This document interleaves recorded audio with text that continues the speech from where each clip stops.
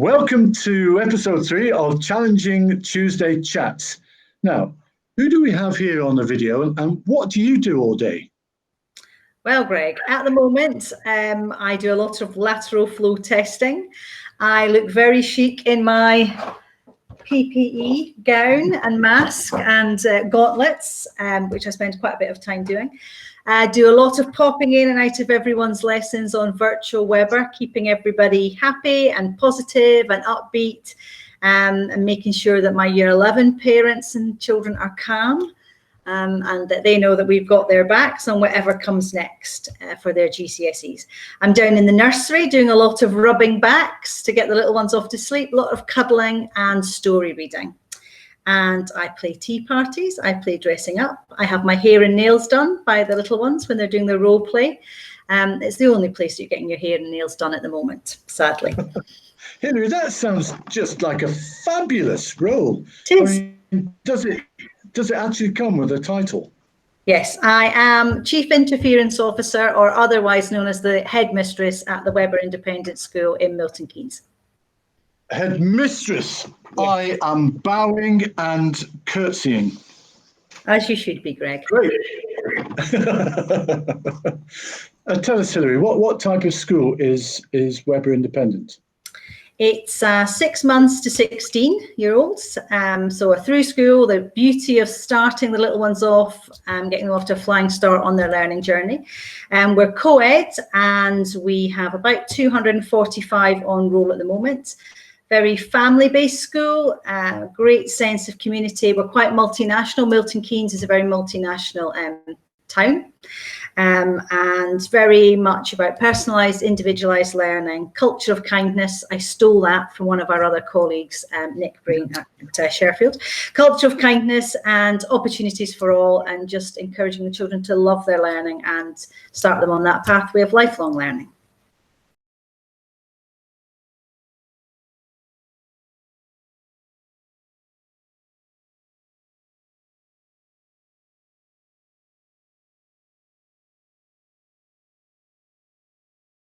Now, Weber's getting a really good name around Milton Keynes at the moment, and numbers have increased. Why is that? It's great, but why is that happening, do you think? I think for a long time, we were a really well-kept secret in Milton Keynes.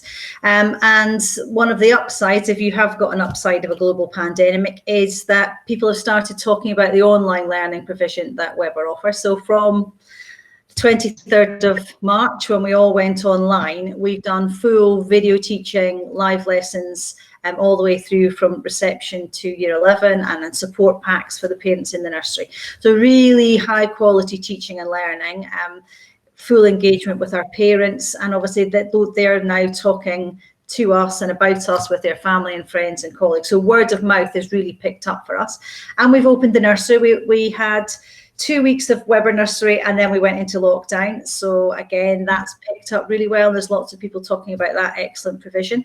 We've got a super registrar, Sandra Murchison. So even though the school has been closed physically, we've still been doing online applications and interviews and video tours of the school and assessments online, so that we've got that interest that keeps coming in. And we've got a new marketeer person as well. Ashley Couch has just joined us and really excited about all the things that she's got to just boost Weber out there, just on all the different platforms, so that people know about us. But there's a lovely buzz around the school, and our parent satisfaction is really high, not just when we do the Bellevue surveys every year, but we get such good feedback from them that we are a listening school, and we do really respect their views and opinions and value that partnership, and they talk about us, and that's one of the things that generates that interest in the school.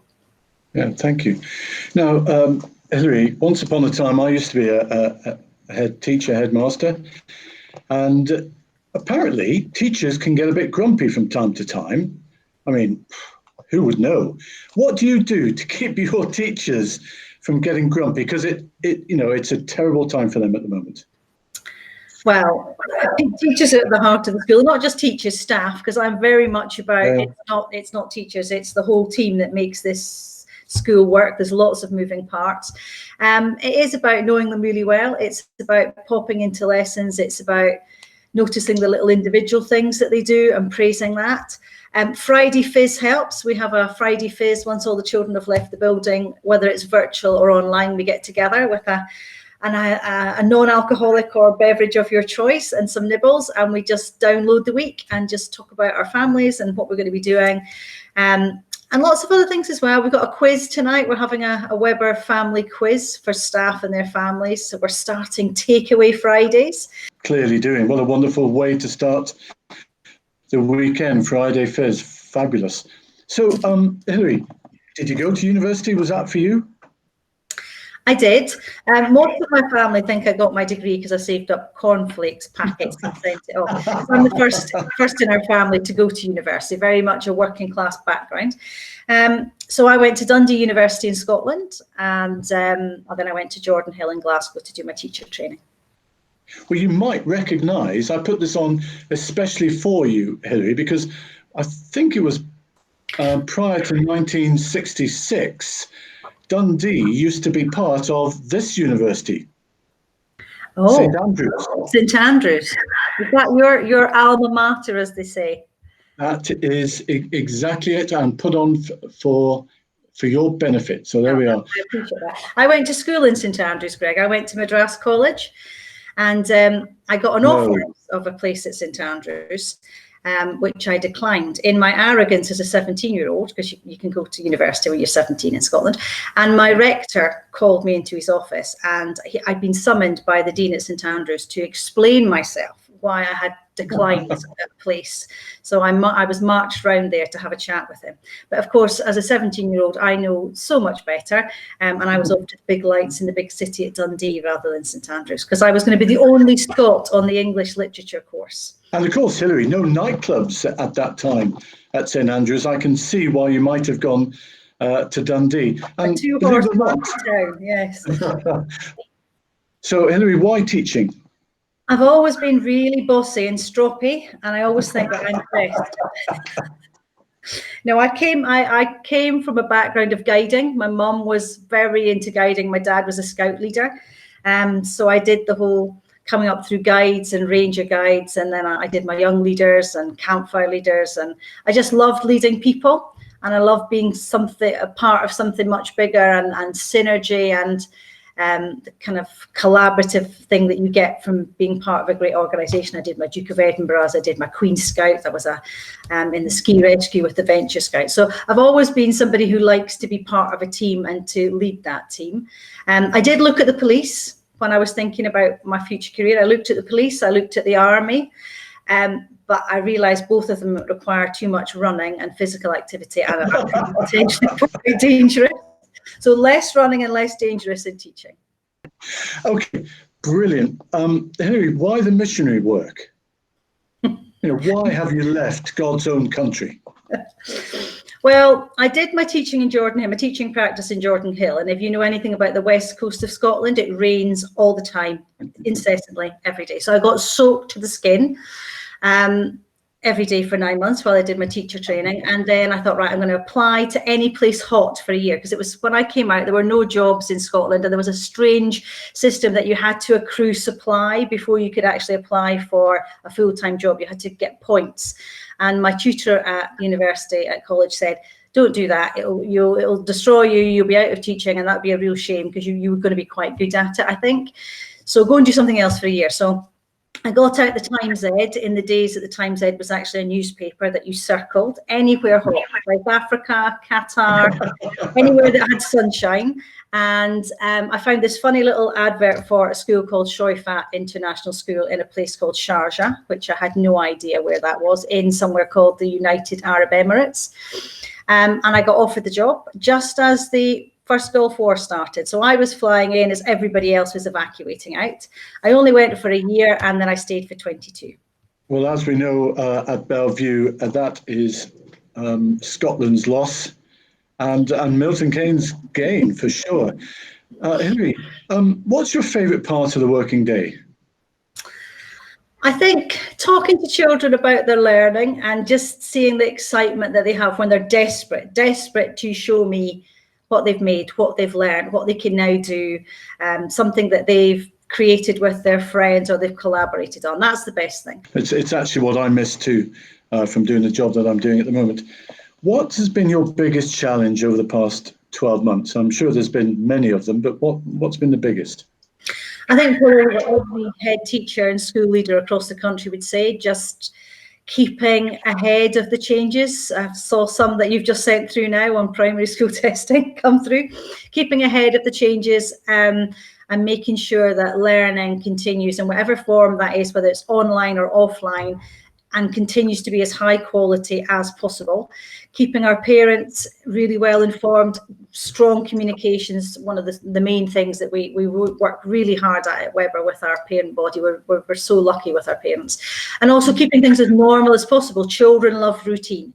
So making sure that Children in Need and Red Nose Day and Student Council and all the other things that they do, all the fun things, the charity fundraising events, the pastoral things that they enjoy, all go on as normally as possible so that their routines, everything else outside might be different, but they know when they come to Webber, they know what they're going to do, they know they're going to enjoy it, they know it's going to be engaging and that they're making progress, and they get to meet their friends and they have great relationships with their staff and they have fun.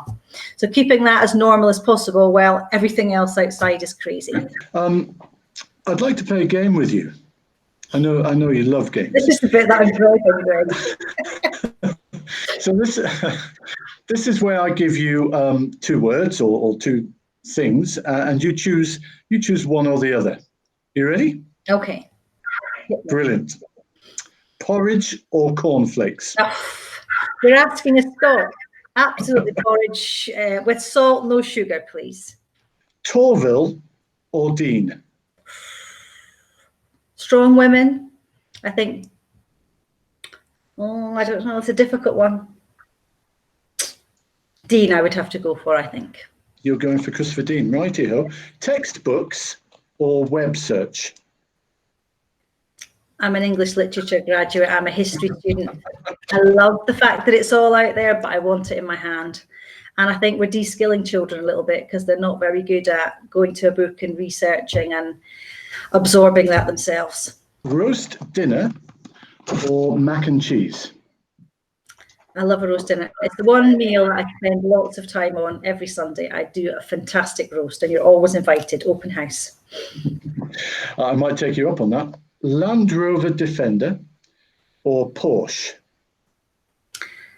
I'm a country living person. I would like to be a country living person. I have a Labrador. A new Labrador puppy would fit beautifully in the back of a Defender, not so much in a Porsche. And I do a lot of shopping. Don't get that. Cocktail or lager? Cocktail, preferably a gin cocktail with a bit of cheeky, twisty fruit, maybe a bit of raspberry, Scottish raspberry in it. Thank you. Bagpipes or the saxophone? Bagpipes. You have to say that, don't you? Yeah. Here's another tricky one for you. Greg, at a distance, not too close up. Mass pipe band, tattoo style, but at a distance. I had a piper at my wedding. So when I hear bagpipes, it always brings me back to that day. Last one. Nicola Sturgeon or Boris Johnson? Ooh, tricky one. I don't agree with Nicola's politics, but I really admire her as a leader, how she's communicated with the country during the pandemic. So Nicola. Brilliant. Hilary Marsden, headmistress of Webber Independent School. Thank you so much. It's been a pleasure, Greg. Thanks very much.